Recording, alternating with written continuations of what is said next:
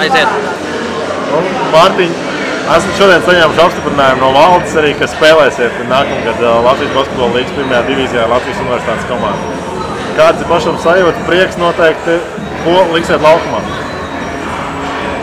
Par spēlētājiem, mēs pārmantojam, principā tā ir Ellu Rīdzenes Barona vieta, kas spēlēja, jāteiksim, bija piektā vieta pagājuši, kad LBL2, līdz ar to, ja pirms mums atteicās Ventspils augstskola, Ogra atteicās, ja mēs izmantojām šo iespēju un pieteicāmies spēlēt, jo jau ilgu laiku domājam par sistēmu līdzīgi kā Amerikā, kur varētu labā līmenī spēlēt basketbolu un vienlaicīgi iegūt izglītību. Līdz ar to mēs mēģināsim būvēt šo sistēmu jau nākošā sezonā.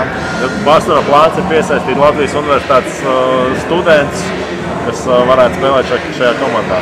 Mums būs pārsvarā Latvijas universitātes studenti, bet noteikti mums būs Rīdzenes sporta skolas audzēkņi un arī tāpat skatīsimies labākos no citām sporta skolām audzēkņus, kas varētu nākošā gadā vai vēl pēc kāda gada papildināt universitātes. Plāns ir piesaistīt jaunos spēlētājus tieši, lai viņiem dot iespēju pēc jaunatnes līgas beigšanas, lai varētu uzsākt tādu pārējais posmu no jaunatnes basketbola uz pieaugušo basketbolu. Jā, tieši tā. Veiksmi nākamajā sezonā un lai viss izdodās. Paldies!